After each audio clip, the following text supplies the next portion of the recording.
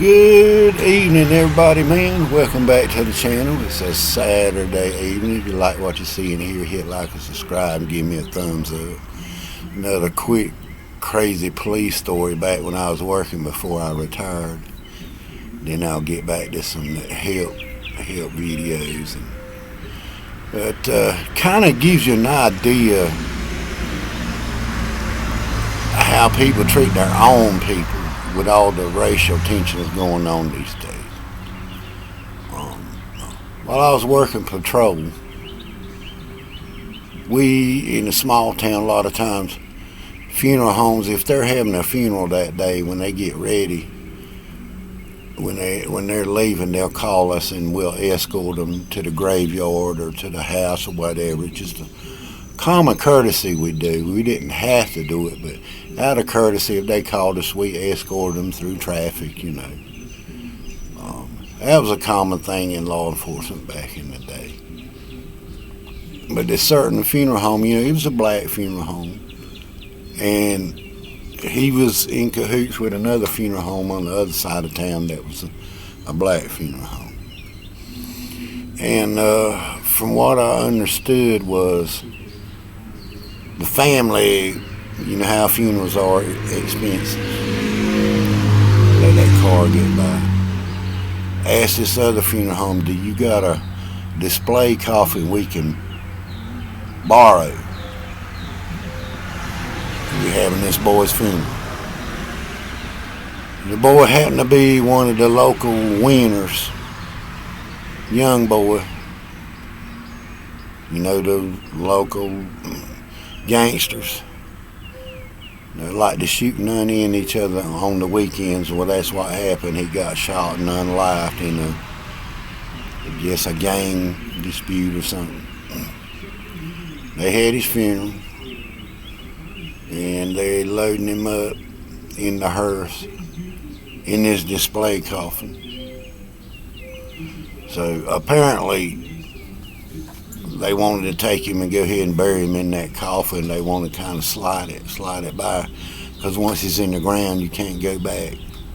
This is how people conduct business with each other and fighting with each other. So this old fella, big fella now, from this other funeral home, comes flying up.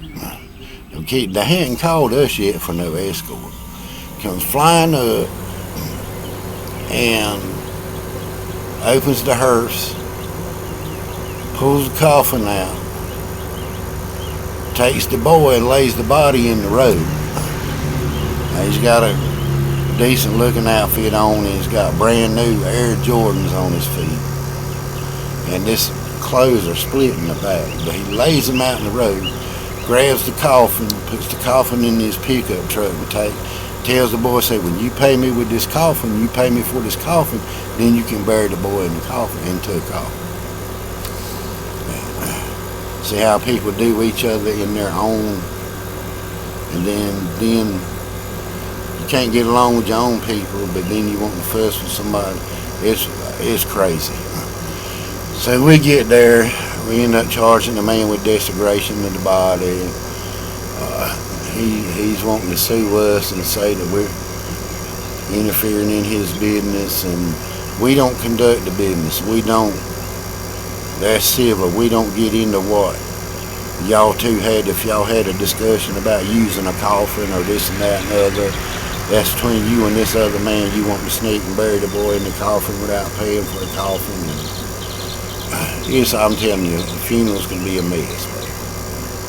They got to bury the boy, but the family ain't bringing no money which is the usual case. They're not bringing the money to go ahead and pay for the funeral homes. Want the mess paid for before they put the body in the ground. Otherwise, they responsible for that body until it's buried.